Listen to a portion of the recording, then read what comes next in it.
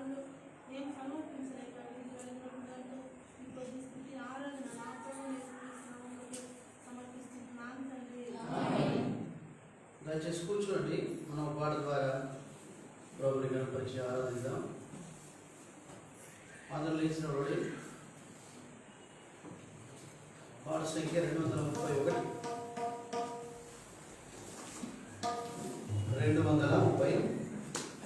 జై జై యేసు రాజా, రాజాది రాజా నీకి జై. మొదటి 3 చరణాలు, చివరి 2 చరణాలు పాడుతున్నాను. మొదటి 3 చరణాలు, చివరి 3 చరణాలు. జై జై యేసు రాజా, రాజాది రాజా నీకే జై.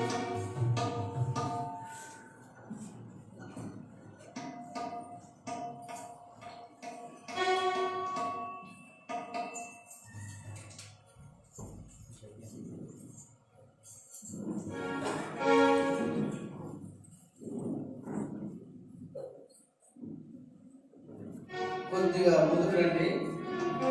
చాలా మంది ఉన్నారు. బ్రదర్స్ రండి, దయచేసి సిస్టర్స్ కూడా కొద్దిగా ముందుకు రండి. 231 పాత పాఠ పుస్తకాలు 197. మొదటి 3 చరణాలు, చివరి 2 చరణాలు మాత్రం పాడుకోవాలి.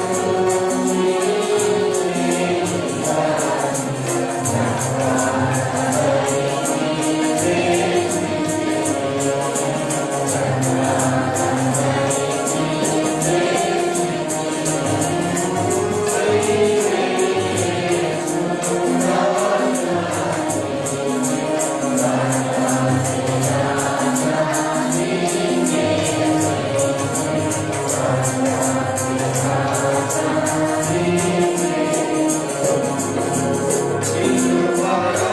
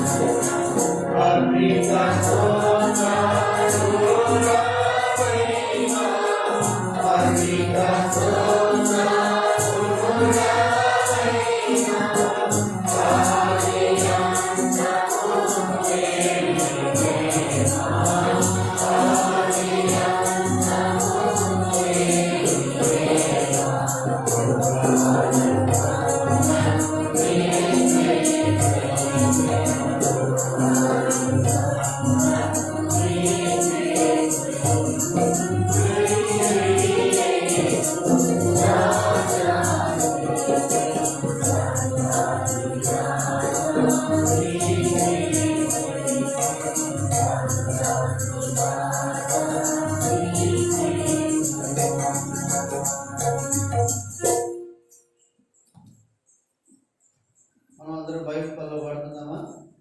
బైబిల్ ఎత్తి గ్రంథ వాగ్దానంలో నావి మన పాట పాడుతున్నాం. గ్రంథ వాగ్దానంలో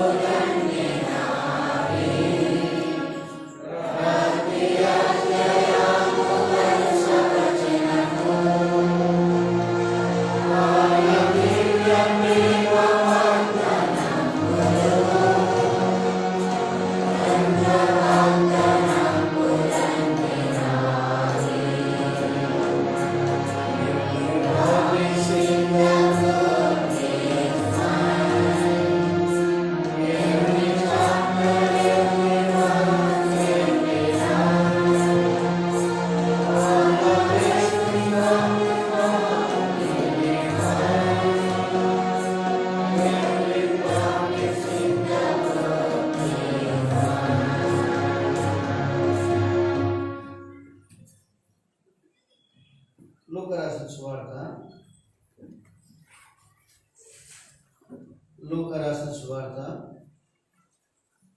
18వ అధ్యాయము 9వ వచనం నుంచి 14వ వచనం వరకు మార్చి చదువుకుందాం. 9వ వచనం నుంచి 14వ వచనం వరకు. తామే నీతిమంతులమని తాము నమ్ముకొని ఇతరులను తృణీకరించు కొందరితో ఆయన ఈ ఉపమానము చెప్పెను.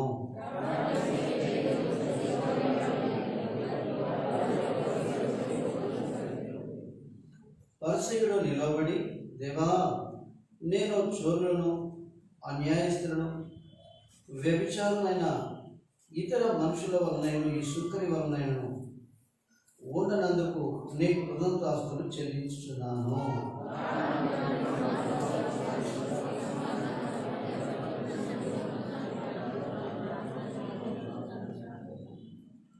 అయితే సుక్కరి దూరముగా నిలబడి ఆకాశం వైపు కన్నులెత్తకైను ధైర్యము చాలక రొమ్ము కొట్టుకొనొచ్చు, దేవా, పాపినైన నన్ను కరుణించుమని పలికెను.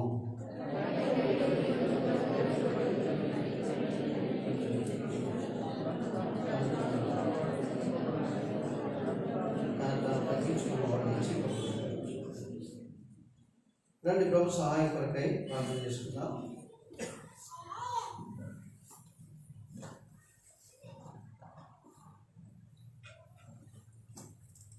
మా తండ్రి, మీ నీతి మహా ఆకాశమంతా ఉన్నతమైనదని, నీతి స్వరూపుడకు దేవుడు అని మీరు నాకు జ్ఞాపకం చేస్తూ వచ్చారు. దావీదు నా నీతికి ఆధారమగు దేవా అని మిమ్మల్ని ఘనపరుస్తూ ఉన్నాడు. అవును తండ్రి, మీరు నీతి స్వరూపుడు దేవుడు. నేను ఏ నీతి లేనివాడు, నీచుడు. అలాంటి నన్ను మీరు ప్రేమించి ప్రభువు యేసుక్రీస్తు వారి ద్వారా మీ జ్యేష్ఠ కుమారుని నా కొరకై అప్పగించి, అలాగూ నేను ఆయన మీద నమ్మిక ఉంచినట్లుగా, ఆయన రక్తమునందు విశ్వాసం ఉంచినట్లుగా, నేను నీతిమంతుడిగా తీర్చబడటకై, ఉచితముగా నీతిమంతుడిగా తీర్చబడటకై మీరు చేసిన సులువ కార్యముకై స్తోత్రం. రక్షించుట మాత్రమే కాక మీ అందరూ నేను ఐక్యపరచబడినట్లుగా పునర్జన్మ సంబంధమైన స్నానము ద్వారా నేను అంతకంతకు తండ్రి మీ నీతిని ఎరుగుటకు, నీతి యావత్తు ఇలాగూ నెరవేర్చబడ్డకు నాలో జరిగించిన కార్యం బట్టి స్తోత్రం. అలాగే బాప్తిస్మలో కూడా మిమ్మల్ని గురించి సాక్ష్యం ఇచ్చినట్లుగా బుద్ధిగంత వరకు నేను మీ కొరకైన సాక్షులని రుజువుపరుస్తూ మీరు నాకు జరిగిస్తూ వచ్చిన కార్యముకాయి స్తోత్రం. అలాగే పరిశుద్ధాత్మ ద్వారా నాలో నూతన స్వభావాన్ని కలుగ చేస్తూ పరిశుద్ధాత్మ కుమ్మరింపును అనుగ్రహిస్తూ శ్రేష్టమైన పవిత్రమైన వరములు దావీదుకు ఇచ్చిన అట్టి వరములు నాకును అనుగ్రహించి అన్నింటిలో మీకు ప్రాముఖ్యతను, అన్నింటిలో మీకు మహిమ కలిగినట్లుగా నన్ను అంతకంతకు మీరు సిద్ధపరుస్తూ మీరు చేస్తున్న కార్యం అంతటిగా స్తోత్రం. మీరు అందరిలో ఉన్నవాడవై అందరిలో వ్యాపించి ఉన్నతకాయ స్తోత్రం. దేవా, మీరు అనుగ్రహించిన పరిశుద్ధాత్మకాయ స్తోత్రం. మీరే మాతో మాట్లాడము తండ్రి. ఎంతోమంది అక్కరగలి వచ్చారు, విరిగి నలిగిన హృదయంతో వచ్చారు, కృంగిన మనసుతో వచ్చారు, గాయపడిన మనసుతో వచ్చారు. తండ్రి, వారి కన్నీళ్లు మీరే చూడవాలి, వారి కష్టాలు మీరే ఎరిగిన దేవుడు కృప చూపించి యేసు ప్రభు నామమున ప్రార్థిస్తున్నాము తండ్రి. ఆమేన్.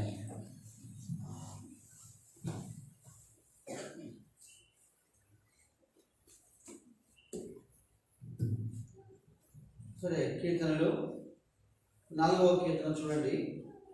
మరలా మనం ఇక్కడ మొదటి వచనాన్ని అందరం కలిసి తీసుకోండి దయచేసి. మొదటి వచనాన్ని అందరం కలిసి మనం చదువుకుందామా? అందరం కలిసి చదువుకుందాం. మొదటి వచనాన్ని. నా నీతికి ఆధారము దేవా, నేను మొరపెట్టినప్పుడు నాకు ఉత్తరమివ్వు. ఇరుకులో నాకు విశాలత కలుగజేసిన వాడు నీవే. నన్ను కరుణించి నా ప్రార్థన అంగీకరించు. ఇప్పుడు దావీదు ఆయన నీతిని ఆధారముగా చేసుకున్నవాడు. మన రోమిలకు రాసిన పత్రికలో చూస్తే 10వ అధ్యాయంలో ఇక్కడ అపోస్తలుడైన పౌలు తన స్వజనుల విషయమై, ఇశ్రాయేలు జనాంగ విషయమై ఆయన 10వ అధ్యాయంలో అంటాడు. మొదటి 3 వచనాలు కలిసి చదువుకుందామా? రోమా 10వ అధ్యాయం మొదటి 3 వచనం. సహోదరులారా, ఇశ్రాయేలు రక్షణ పొందవాలని నా హృదయాభిలాషయు వారి విషయమై నేను దేవునికి చేయు ప్రార్థన అయ్యున్నవి. వారు దేవునితో ఆసక్తి కలవాలని వారిని గురించి సాక్ష్యం ఇచ్చుచున్నాను. అయినను వారి ఆసక్తి జ్ఞానానుసారమైనది కాదు. ఏలైనగా వారు దేవుని నీతి జరగక తమ స్వనీతిని స్థాపింప పూనుకొనుచు దేవుని నీతికి ఆదివచ్చు. కాబట్టి ఆనాడు ఇశ్రాయేలులే మనం కూడా మన స్వనీతిని స్థాపింప పూనుకున్నవారు. ఇద్దరు ప్రార్థనకు వచ్చారని రాయబడింది ఇక్కడ లోక రాసిన సువార్తలో. మనం 18వ అధ్యాయంలో గమనించి చూస్తూ వస్తే 10వ వచనం రాయబడింది, ప్రార్థన చేయుటకై ఇద్దరు మనుషులు దేవాలయంలోనికి వెళ్ళిరి. వారిలో ఒకడు పరిసయ్యుడు, ఒకడు సూకరి. ఇప్పుడు ఇద్దరిని మనం చూస్తూ వచ్చినప్పుడు ఇద్దరు ప్రార్థన చేయడానికి వచ్చారు. అయితే ఇక్కడ ప్రభు చాలా చక్కగా ఈ ఉపమానాన్ని చెప్పాడు. పరిసయ్యుడు నిలబడి ఏమని ప్రార్థన చేస్తున్నాడంట? దేవా, నేను చోరులను, అన్యాయస్తులను, వ్యభిచారులైన ఇతర మనుషుల వలన నేను. ఇక్కడ ఏం మాట చూడండి. సరే, ఒకవేళ పై భాగంలో నేను చోరులను, అన్యాయస్తులను, వ్యభిచారులను, ఇతర మనుషుల వల్ల నేను ఉండనందుకు అలా చెప్పవచ్చు. అయితే పక్కన ఉన్న ఎవరిని? సుక్కడిని తృణీకరిస్తున్నాడు. చూడండి, అక్కడే తాను బుక్ అయ్యాడు. అంటే అక్కడే తాను తప్పిపోతున్నాడు, తన స్వనీతిని స్థాపిస్తున్నాడు అన్న విషయం ఎరగవచ్చు. ఇప్పుడు చోరులు అంటే ఎవరు? దొంగలు. అన్యాయస్తులు అంటే తెలుసు మనకు, అంటే న్యాయము నెరవేర్చలేదు. వ్యభిచారులు అంటే ఇంకా బాగా తెలుసు. వాళ్ళందరి విషయం ఒకవేళ అలా చెప్పవచ్చు. ఎందుకంటే నీవు నీ నీతిని నాకు అనుగ్రహించావు కాబట్టి నేను నీకు కృతజ్ఞతాస్తులు చెల్లిస్తున్నాను, నీకు ప్రార్థన చేస్తున్నాను చెప్పవచ్చు. అయితే ప్రక్కన ఉన్న ఎవరిని? సుందరత దగ్గరించాడే, అక్కడ బయటపడ్డాడు. చాలాసార్లు మన జీవితాల్లో కూడా ఇదే జరిగే ప్రమాదం లేకపోలేదు. ఇక్కడ సుంకరి ఏం చేస్తున్నాడని చూస్తూ వస్తే నిలబడి, అది కూడా చూడండి ఏం చేస్తున్నాడు. ఈ యొక్క పరిసయ్యుడు నిలబడి ఇలా ప్రార్థన చేస్తున్నాడు. ఆ తర్వాత తర్వాత సుకరి ప్రార్థన ఎలా ఉంది చూడండి. 13వ వచనం అందరు కలిసి చదువుతాం. 13వ వచనం అందరు కలిసి చదువుతాం. అయితే సుకరి దూరంగా నిల్చుంది, ఆకాశంలో కళ్ళెత్తుకెళ్ళు ధైర్యము చాలక రొమ్ము కొట్టుకొనుచు, దేవా పాపినైన నన్ను. ఇక్కడ గమనించండి, మొట్టమొదటి పరిస్థితులు నిలబడి తాను ప్రార్థన చేస్తున్నాడు. ఇంకా ఏమన్నాడు చూసారా మీరు? ఏమన్నాడు? ఇంకా వారములకు 2 మార్లు ఉపవాసం చేస్తున్నాడు. మనం ఒక్కసారి ఉన్నాం కదా. ఒక రకంగా చెప్పాలంటే పరిచయుడే చాలా మంచి రీతికి జరిగించేవాడు. ఇంకా ఏం చేస్తున్నాడంట? నా సంపాదన అంతటిలో మరి ఎంతమంది చెల్లిస్తున్నారు? 10వ వంతు ఎంతమంది చెల్లిస్తున్నారో తెలియట్లేదు. అయితే చూడండి, ఈ పరిచయుడు చెల్లిస్తున్నాడు. ఒక రకంగా నేను అనుకుంటున్నా, వీడు 10వ వంతు చెల్లిస్తున్నాడు కాబట్టి వారికి కొంత ఏమనాలి, దేవుని దగ్గర ధైర్యం వచ్చిందేమో. అంటే ఏంటి ఉద్దేశం పెట్టి, నేను నీ ఆజ్ఞలను నెరవేరుస్తున్నాను కదా అన్నట్టుగా అనుకుంటున్నాడేమో. కొంతమంది దాన్ని బట్టి అతిశయం. కొంతమంది పిడికెళ్ళ బియ్యం ఏం చేస్తారు చెప్పడే? ఎత్తి పెడతారు. ఎత్తి పెట్టి సంవత్సరానికి ఒకసారి అవి తీసుకొచ్చి ఇస్తారు. నా ఈ పిడికెళ్ళ బియ్యం అన్నా ఏం చేద్దాం, నేను దేవుడికి నమ్మకంగా ఇస్తున్నాను అంటే వాళ్ళు చేస్తారు. చేయకూడదని కాదు, కానీ ప్రభు యొక్క ఉద్దేశం ఏంటంటే మనం కూడా ఈ సుక్కరి హృదయం వలె మన హృదయం ఉండడం చాలా చాలా అవసరం. ఆ 10వ వచనం రాయబడింది, తాను దూరముగా నిలుచుంది. ఎందుకు దూరంగా నిలుచున్నాడు?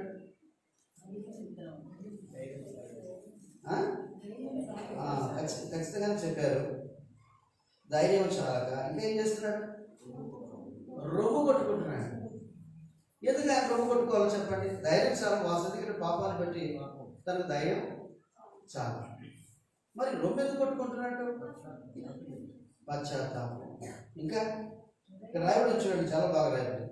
ఏమో రాయబడి, దేవా పాపినైన నన్ను కరుణించుమని పలికెను, కరుణెదుటకైనను అని రాయబడి. ధైర్యం చాలా అంటే ఆయన ఎంత గొప్ప దేవుడు, ఆయన మహత్యాన్ని, ఆయన గొప్పతనాన్ని ఈ యొక్క సుకరి ఏం చేశాడు?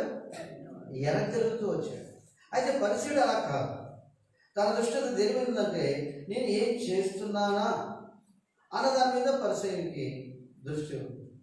నేను ఏమి చేయలేను అన్న వాస్తవాన్ని మరి సుకరి ఒప్పుకుంటున్నాడు. ఇక్కడ ఎవరు నీతిమంతుడని తేల్చాడు ప్రభు? ఇక్కడ 14వ వచనం, అతని కంటే ఇతడు నీతిమంతుడుగా తీర్చబడి తన ఇంటికి వెళ్ళాలని మీతో చెప్పుకుంటున్నాను. కాబట్టి ఇక్కడ మన జీవితాల్లో మనం కూడా ఈ పాఠము మరి అనుభవం నేర్చుకోనక తప్పదు. ఎన్నోసార్లు నిజంగా కొన్ని కార్యములు క్రియలు మరి చేసినప్పుడు మనలో కొంత అతిశయం వస్తుంది. నేను చేస్తున్నాను, నేను అలా ఉన్నాను అన్న అతిశయం మన అంతరంగంలో మరి ఏదో ఒక మూల ఉంటుంది. మూల ఉంటే పర్లేదు, కానీ అది కేంద్రం అయితే కష్టం. నా మాట అర్థమవుతున్నాయా? ఏదో ఒక మూల ఉంటుంది, ప్రతి ఒక్కరిలో ఉంటుంది. అయితే అది కేంద్రం అంటే దానిని ఆధారం చేసుకుని బ్రతకడం అన్నది కష్టం. అది పౌలు అదే చెప్తున్నాడు, తమ స్వనీతిని స్థాపింప బూనుకొని. అంతవరకు బాగా ఉంది. అయితే అక్కడ రాయబడింది, కొందరు ఏం చేస్తున్నారంట, అదే అన్నమాట. కాబట్టి ఇప్పుడు మంచిదే, దేవుని కొరకు కార్యాలు చేస్తున్నావు, దేవునికి దర్శనం ఇస్తున్నావు, వారములకు 2 మార్లు ఉపవాసం ఉన్నావు, మరి ఇవన్నీ బాగా ఉన్నాయి. అయితే కొందరిని తృణీకరించడానికి కోరుకుంటున్నావే. ఈనాడు చాలా మంది జీవితాల్లో ఇదే మనం చూడగలం. గుర్తుపెట్టుకోండి, ఇతరులు మనం తృణీకరించడం అనేది చాలా చాలా తప్పు. ఏ కోశాన అంటే వారి హృదయము, వారి అంతరంగము మనకు తెలియదు. ఇప్పుడు సుకరి యొక్క హృదయాన్ని ఈ పరిచయుడు ఎరిగినవాడా? ఎరిగాడా? లేదు, ఎరగలేదు. చూడండి, అంటే చాలాసార్లు మనం చేసే పాపం ఏంటంటే, ఈ దినాలు నేను గమనిస్తే వెంటనే ఇతరులు మనం ఏం చేస్తాం? తృణీకరించేస్తాం. ఒకసారి ఇలాగే జరిగింది. మేము దైవ సేవకులుగా అప్పుడప్పుడు ప్రయాణం చేస్తున్నప్పుడు నాకు అలవాటు ఏదైనా వాక్యం ధ్యానించడం అలవాటు. మీరు ఆదివారం ఏం వర్తమానం ఇచ్చారంటే నేను పక్క వాళ్ళని అడుగుతాను కావాలి, వాళ్ళు పలానా ఇచ్చారని చెప్పి చెప్తారు. అయితే వారి మధ్యలో ఒక దైవ సేవకుడు అన్నాడు, మరి పరిచారకులు దైవ సేవకులు మరి వెంట్రుకలకు రంగు వేసుకోవచ్చా అన్నాడు. పెద్ద ప్రశ్న వేశారు. నేను నవ్వాను, ఏంటి అని ఇట్లాంటి ఆలోచన వచ్చినాయి. ఏంటంటే అవునన్నా మీరు చెప్పండి, మీరు చాలా విషయాలు మాకు వాక్యం వేసి చెప్తున్నారు కదా. ఇంకొక ఏమో బంగారు ఉంగరం ధరించుకోవచ్చా దైవ సేవకులు కావచ్చు పరిచారకులు కావచ్చు. అప్పుడు నేను క్లియర్గా చెప్పాను, దేవుని వాక్యం ఇలా రాయబడింది, వేసుకోకూడదు, బంగారు ఉంగరం కూడా ధరించకూడదు.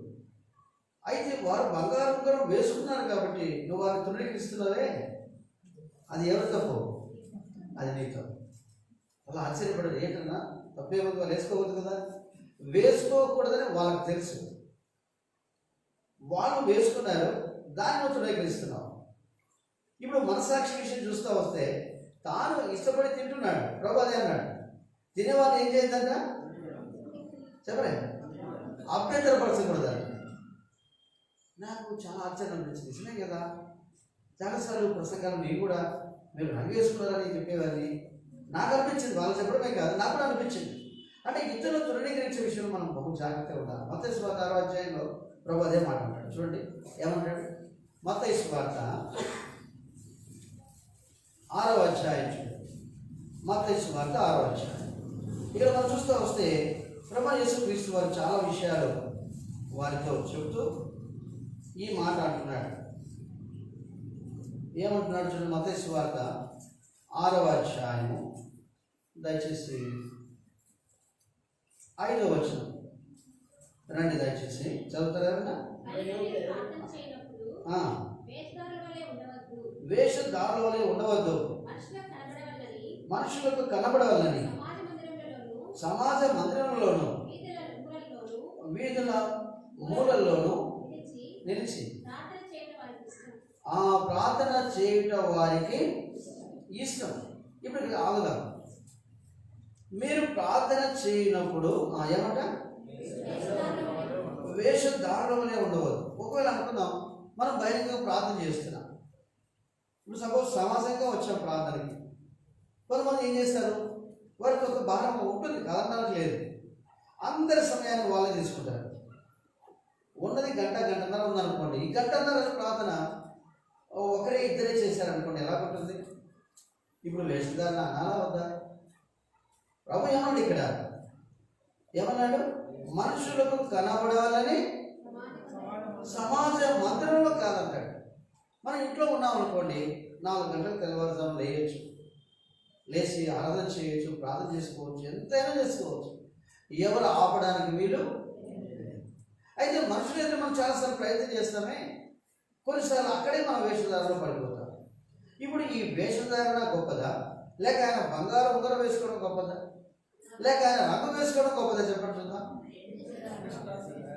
అంటే దావీదు చెప్పిన మాట వాస్తవమే. 130 కీర్తనలో దావీదు ఏమంటాడు తెలుసా, ప్రభువా నీవు దోషములు కనిపెట్టి చూచిన ఎడల ఎవడు నీ ఎదుట, అంటే రంగు వేసుకోవడం, బంగారు ఉంగరం వేసుకోవడం, లేక అందరూ కనపడాలని ప్రార్థన చేయడం, ఇవన్నీ ఒక కోవలోనికి, అంటే ఒక వరుసలోనికే వస్తాయి.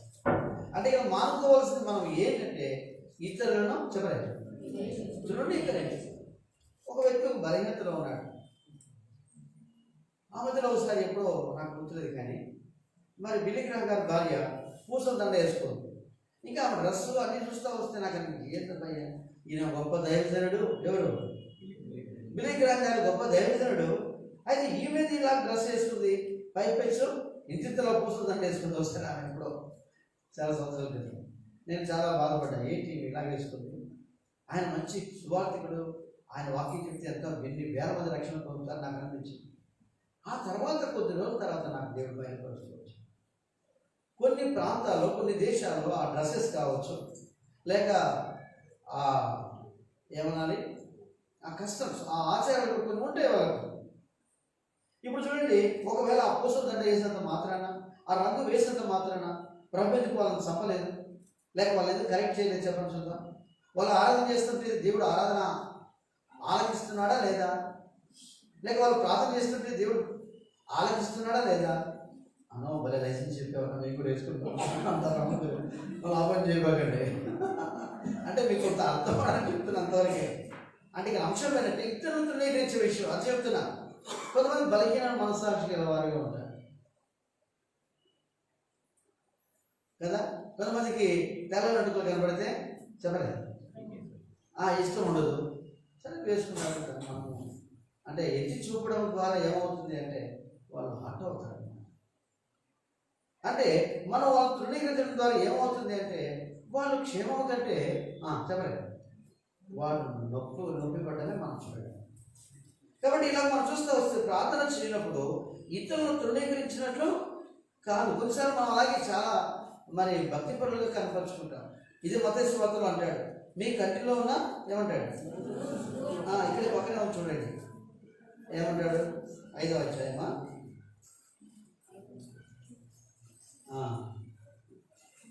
38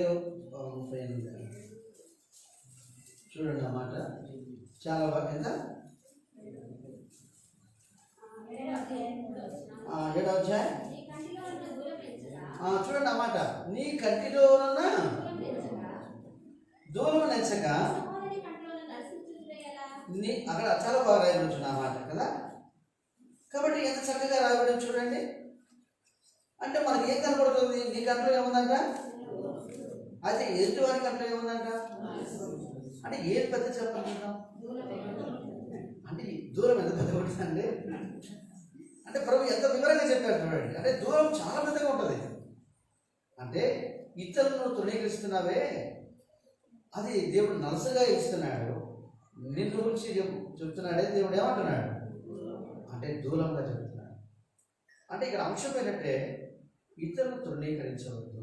అది పిల్లలు కావచ్చు, పెద్దలు కావచ్చు, మరి ఎవరైనా. ఎందుకంటే అది దేవుడు గొప్ప పాపంగా ఇచ్చేవాడిగా ఉంటాడు. చాలాసార్లు సాతానుడు ఇక్కడే మనం చాలా మోసగించేవాడిగా ఉంటాడు. నేను చాలాసార్లు గమనించాను. చాలామంది వెంటనే ఇతరులను విమర్శించడం అనేది ఈ దినాల్లో మరి ఎక్కువగా అలవాటు అయిపోయింది. వెంటనే ఏదో ఒకటి వాళ్ళకి కనబడింది ఇక మాట్లాడేస్తారు. ఓ దేవుని బిడ్డ, ఇతరుల పాపంలో పాలివారు అవ్వడం అంటే ఇదే. నీకు తెలీదు ఆమె బాధ, నీకు తెలీదు ఆయన బాధ. ఆ ఒక్కటి మాత్రం నువ్వు చూడగలుగుతున్నావు. ఆ బంగారు ఉంగరం వేసుకున్నదే చూస్తున్నావు, లేక ఆమె బంగారు దండ వేసుకున్నది నువ్వు చూస్తున్నావు, కానీ ఆమె లోపట బాధ. పిల్లల విషయం కావచ్చు, ఉద్యోగ విషయం కావచ్చు, చాలా చాలా విషయాలు మనకు నిజంగా మనకు తెలియదు. ఒక రకంగా చెప్పాలంటే చాలాసార్లు మనందరం కూడా పరిచయాల వలె ఏం చేస్తుంటాం, ఇదే పని చేస్తూ ఉంటాం. కాబట్టి అలా కాదు.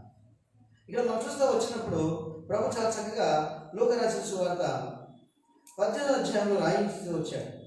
ఇక్కడ ఇంకా ఆయన ఏం చేస్తున్నాడంట, ఈ సుక్కరి వలన నేను ఉండనందుకు నేను నీకు కృతజ్ఞతాస్తులు చెల్లించున్నా. చూడండి, ఒకవేళ నేను రంగు వేసుకోనకుండా ఉంగరం పెట్టుకోనకుండా నేను ఉన్నాను అనుకోండి, ఈ విషయం నా తోటి సహోదరునికి సహోదరికి ఒక మాదిరే. ఒకసారి ఇట్లాగే అడిగాను, సేవకులు అడిగారు, ఏనా నువ్వు రంగు వేసుకుంటావా అన్నారు. నేను అన్నా నేను వేసుకున్నాయా. అయితే ఇప్పుడు మాత్రం ఒక కొబ్బరి నూనె, వాటిక కొబ్బరి నూనె వాడతాను నేను. అవునా, మరి వాటిక వేసుకుంటే ఇద్దరు నల్ల ఉంటాయా నీకు అని అన్నారు. నేను ఎప్పుడు రంగు మాత్రం వేసుకొని అని చెప్తా వచ్చాను. కాబట్టి తెల్లగైది నల్లగైది కూడా చూడండి, మనం దాని మీద దృష్టి కాదు. ఇందాక అదే చెప్పాను, ఇతరులు తృణీకరించినట్టుగా ఇతరుల తప్పులు పట్టాలని మనం ప్రయత్నం చేయనే చేయాలి. అలా చేయడం ద్వారా ఏమవుతున్నాం అంటే అంటాడు, వేషధారణం అవుతాం. ఏమవుతాం? వేషధారణం అవుతాం. మరి వేషధారణగా మనం ఉండి ఎలాగో ఆయన కృతజ్ఞతాస్తులు చెల్లించగలం, ఎలాగో మనం ఆయన ఘనపరచగలం చెప్పండి. దాని దగ్గర చూస్తూ వస్తే నా నీతికి ఆధారము దేవా అంటున్నాడు. సుక్కని చూస్తే ఆయన ఏమంటున్నాడు, ఏమంటున్నాడు, ఆకాశం వైపు కన్నులు ఎత్తుటకైనో ధైర్యము చాలక రొమ్ము కొట్టుకొనొచ్చు. ఇప్పుడు రొమ్ము ఎప్పుడు కొట్టుకుంటారు చెప్పండి చూద్దాం. జరగరాది అంతే కదా, కుమారుడు పోయాడు, లేక నష్టం అయిపోయింది, చాలా జీవితంలో నెమ్మది లేదు, అప్పుడు ఏం కొట్టుకుంటారు చెప్పండి, ముఖ్యంగా నేను స్త్రీల్లో సామాన్యంగా ఈ విషయాన్ని చూడవచ్చు. నాకు బాగా గుర్తు, చిన్నప్పుడు నాకు ఇంకో తమ్ముడు ఉండేవాడు. అంటే ఇద్దరు తమ్ముళ్ళు, ఒకరి పేరు నాగేంద్ర అని, వాడు నా తర్వాత నాలాగే ఉంటాడంట. వాడు కొంచెం ఒక వయసుకు వచ్చే లోపల వాడు చనిపోయాడు. ఇక చూసుకో, మా అమ్మ ఏం చేసిందంటే మాట మాటకి ఇక రొమ్ము కొట్టుకుంటా ఉంది. ఆ రోడ్లోకి వెళ్ళి ఆ దుమ్ము తీసుకొని మీద పోసుకుంటా ఉంది. ఆమె ఓదార్చాలంటే చాలా కష్టం పని అనిపించింది. ఎందుకు జరగరాదు తన జీవితంలో జరిగింది. అది గమనించండి.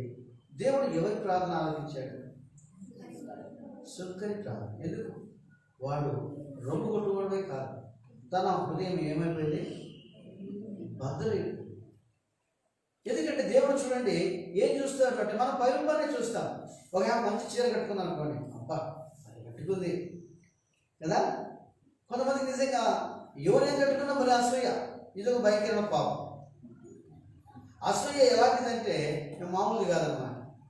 అది ఆ పుస్తకం తేలేదు, కానీ బిల్లి గ్రహం గారు రాశారు ఆ పుస్తకం. సులువుగా చిక్కులు పెట్టు 7 పాపంలో. మరి ఎందుకు మీరు పాపంలో అంటున్నారు? ఎన్ని పాపంలో? భలే బాగా రాశారు. ఈసారి నేను తేవడానికి ప్రయత్నం చేస్తాను. అందరూ చదివితే మంచిది.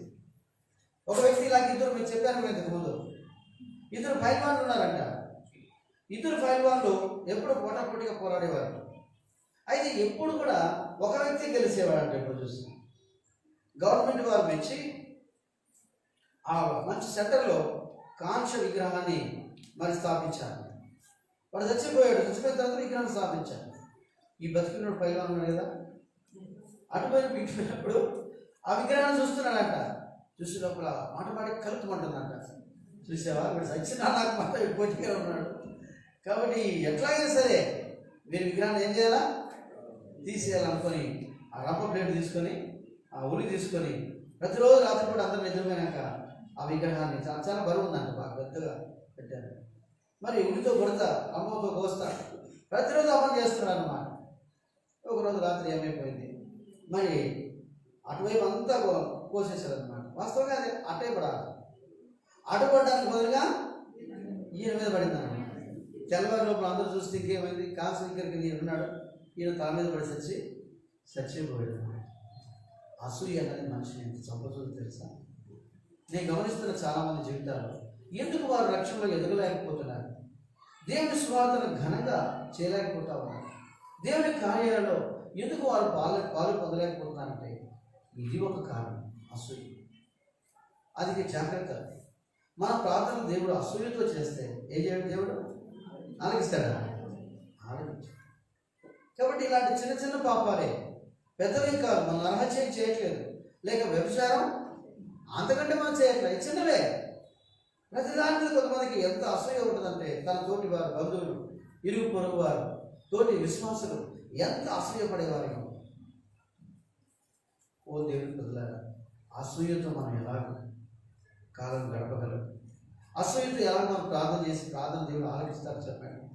దావీదుకి చాలా బాగా, నా నీతికి ఆధారము దేవా. అది మనం ఆది కాలంలో చూస్తూ వస్తే తన అక్కయ్య అయినా ఎవరు? లేయ మీద ఎవరు ఆశ్రయపడ్డారు? ఇంకా చూడు, ఆమె పిల్లలు కంటా వరుస పెట్టింది ఎవరు? లేయ. ఎవరికేమో మరి సంతానం లేదు. ఎంత ఆశ్రయపడింది. ఆఖరికి యాకోబును పట్టుకొని నాకు నీ సంతానం ఇస్తావా లేదా, నేను ఆఖరి చచ్చిపోతానంటా ఉంది. ఆయన అన్నట్టు నేను దేవునికి ప్రతిగా ఉన్నానా? నేను దేవునికి ప్రతిగా ఉన్నాను, నా మీద ఎంతగా నవ్వు చేస్తున్నావు అని బాధపడతాను. కాబట్టి అసూయ. ఆ తర్వాత రాక్షి జరిగింది ఎవరు? రాహేలు. దేవుని పాదం, నువ్వు నా సంతానం ఇవ్వకపోతే ప్రయోజనం వెళ్ళ అడిగిందేమో. ఎందుకంటే భర్త అన్నది కదా, ఏమన్నది?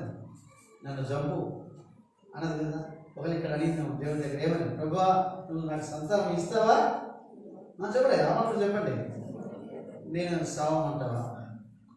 ఎందుకంటే నేను గమనించలేదు. ఎవరు పుట్టారు? యోసేపు, బెన్యామీను, అవునా కదా? గమనించలేదు. ఆమె సంతతికి అన్నది కానీ గమనించలేదా? మరలా అందుకే రాగిలే ముందు ఏమైంది? కాబట్టి కొన్నిసార్లు మనం మొండితో అడుగుతాం, ఏదైనా జరగాలంటే, ఉద్యోగం కావాలంటే నాకు అదే కావాలా. కొంతమంది యవనస్తులు అయితే నేను ఆ అబ్బాయిని చేసుకోవాలి. ఇక చూసుకోండి, అది అక్కడ రాయబడింది. వారు కోరిన రేవుకు ఆయన వారిని నడిపించెను, వారు కోరినది ఆయన వారికి ఇచ్చెను, ఆయనను వారి ప్రాణంలోకి ఆయన క్షీణత. చూడండి, ఏంటి వారి ప్రాణంలోకి క్షీణత? ఎందుకు క్షీణత వచ్చింది? వారు కోరారు. ప్రతిరోజు ఈ సభిసారం లేని చెప్పలేదు. ఏ ఆహారం? మన్నా. సభిసారం లేని ఈ మన్నానేనా మాకు? ఎప్పుడు ఇదే ఇస్తారా మీరు అని వారు బాధపడుతూ వచ్చారు. చూడండి, రాయబడింది 106వ కీర్తన తీసుకోండి. అందులో 14-15 వర్షాలు బిగ్గరగా చదవండి స్పష్టంగా. అరణ్యంలో వారు బహుగా ఆశించుని, ఎడారిలో దేవుని శోధించుని, వారు కోరినది ఆయన వారికి ఇచ్చెను, ఆయనను వారి ప్రాణులకు. అది చూసారు, వారి ప్రాణులకు క్షీణత. చాలా మంది చెప్తారు, మనం చూస్తున్నాం. ఒకవేళ బాడిగిట్లో ఉన్నారనుకోండి, ఒక బాడుగ గృహంలో ఉన్నారు. ప్రభా, మాకు ఇల్లు లేని ఆయన, ఇక్కడ చాలా కష్టపడుతున్నాను ఆయన, మీకు కొంత స్థలం ఇస్తే ఒక ఇల్లు కట్టుకుంటాం ఆయన అంటారు. దేవుడు ఏం చేస్తాడు? ఆమేన్ అంటాడు ఆయన. ఏమంటాడు?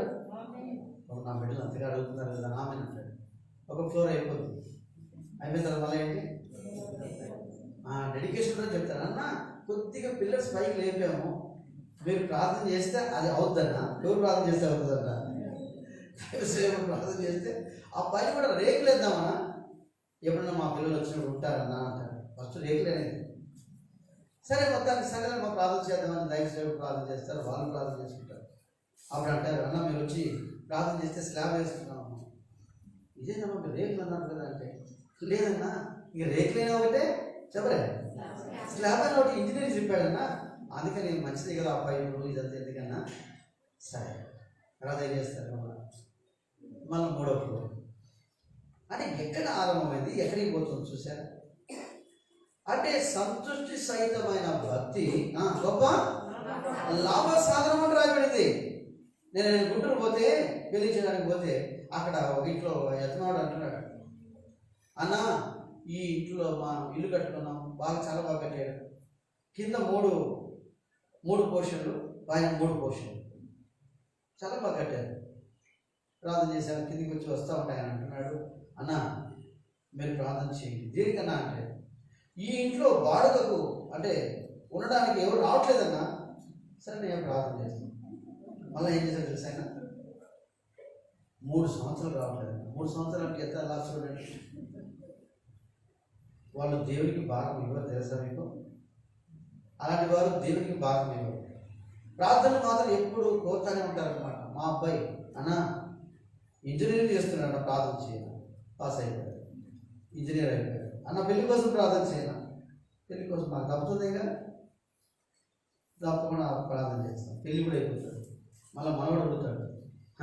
ఇట్లా అంటే గమనించండి, మన ప్రార్థనలు దేని కొరకు అంటే ఇక్కడ మీరు గమనించలేదు. ఏప్రిల్ రాసిన పత్రిక 11వ అధ్యాయం 33 వచనం భలే బాగా రాయాలి. చదవండి బిగ్గరగా. 33 ఏప్రిల్ 11:33 చదవండి. వారు విశ్వాసము ద్వారా రాజ్యములను జయించి, అది వచ్చేసారు, నీతి కార్యములు జరిగించి, వాగ్దానం పొందిరి, సింహముల నోళ్లను. నీతి కార్యం జరిగింది. ప్రవచనం అయితే ఈరోజు అంత పెద్దగా చెప్పలేకపోతున్నాను, కానీ టైం త్వరగా ముగించాలని, రేపు వారం బాగా ఇంకా వివరంగా చూడాలి. కాబట్టి నీతి కార్యము జరిగించి, నువ్వు ఎలాంటి కార్యం చేస్తున్నావు? ఎక్కడో పల్లెటూరులో ఉంటే నన్ను మరి ఫీజు కట్టడానికి, లేకపోతే నన్ను ఇలా దేవుడు తీసుకొచ్చాడని నన్ను సాక్షి చెప్తావే, మరి దేవుని మందిరం గురించి ఏమైనా ఆలోచన చేస్తున్నావా? ఏ సేవ దేవుని మందిరానికి భాగం ఇస్తున్నావా? దేవుని మందిరానికి భాగం నీకంటే వాడే మేలే. ఎవరు వాడు?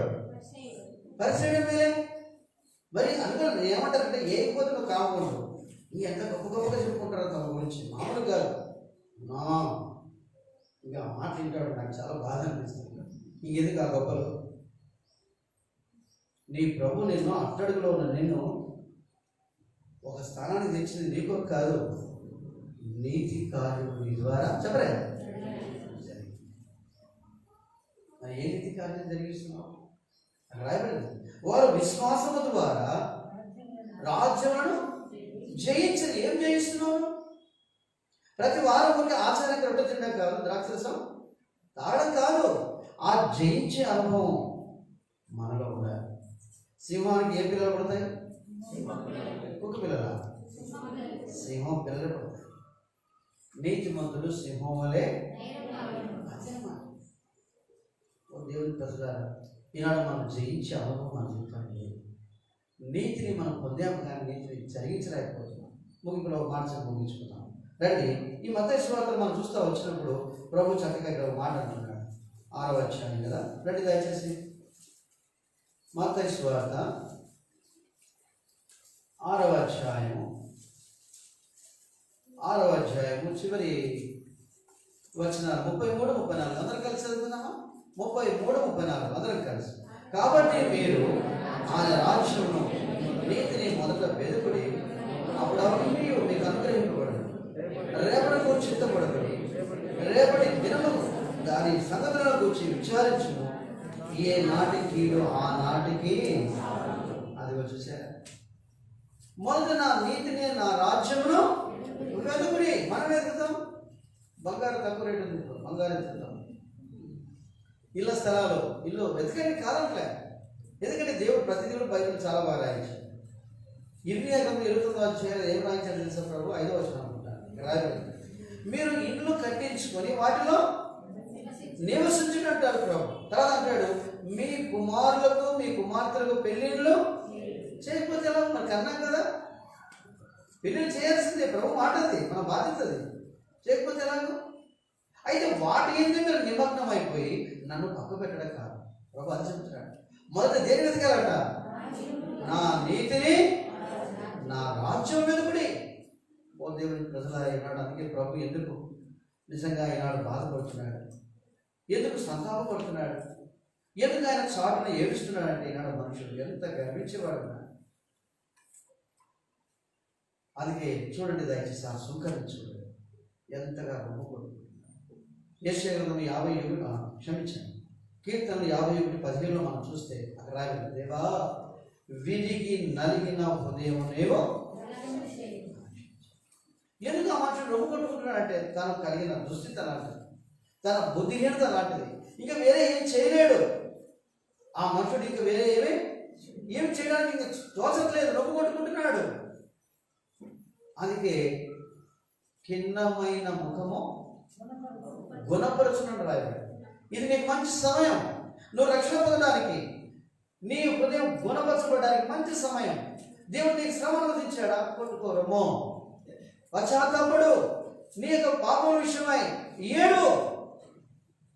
కొరింథీయులకు రాసిన పత్రికలో అదే మాట్లాడాలి. కాబట్టి ప్రభు అలా కనికరించుకుంటా.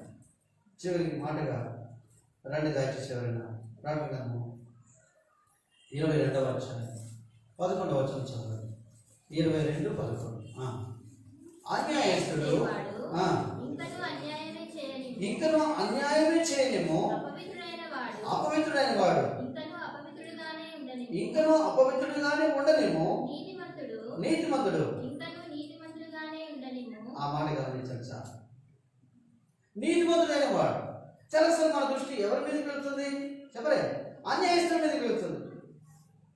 కొంతమంది మీరు గమనించాలి, అన్యాయస్తులు ఎంతకాలం బతుకుతారంటే దాదాపు 90-100 సంవత్సరాలలో ఉన్నారు.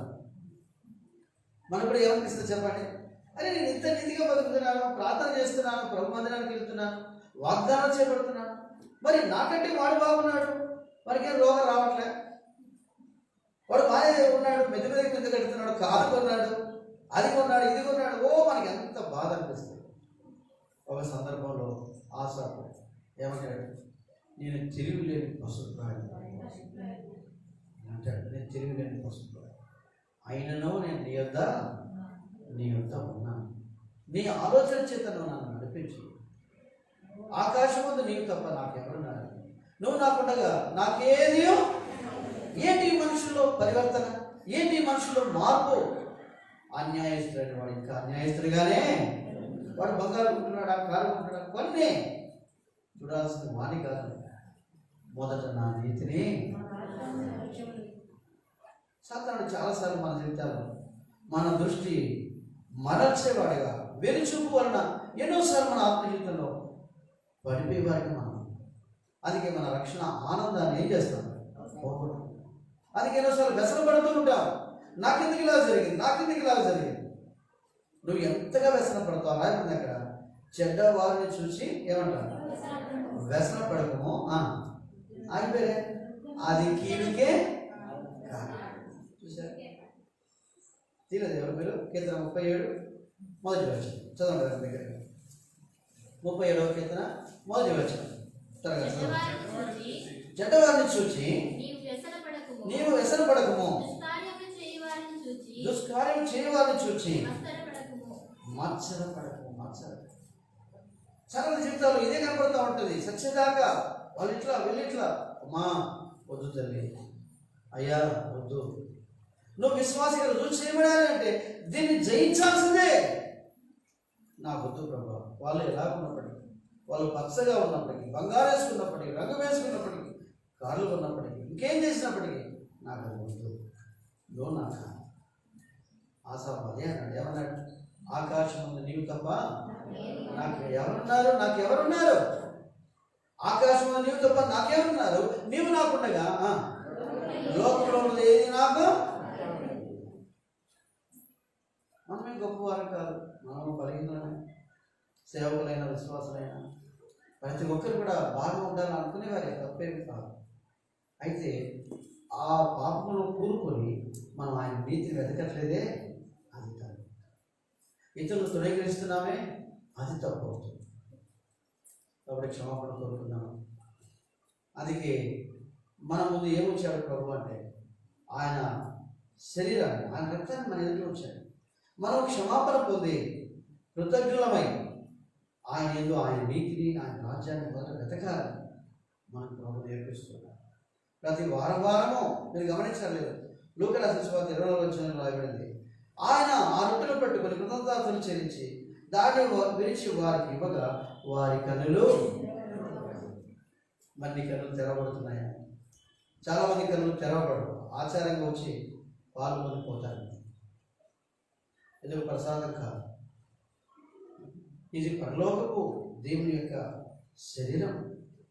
ఆయన ఏదో అటు పరిశుద్ధత నీతి కలిగి ఉండాలని, ఆయన కొరకే మనం జీవించాలని మనకు నేర్పే పాఠం. ప్రతి వారం దేవుడు మన ముందు వచ్చి ఈ హెచ్చరిక పొంది మనం పొందుతున్నాం. మరి క్షమాపణ పొందుదామా?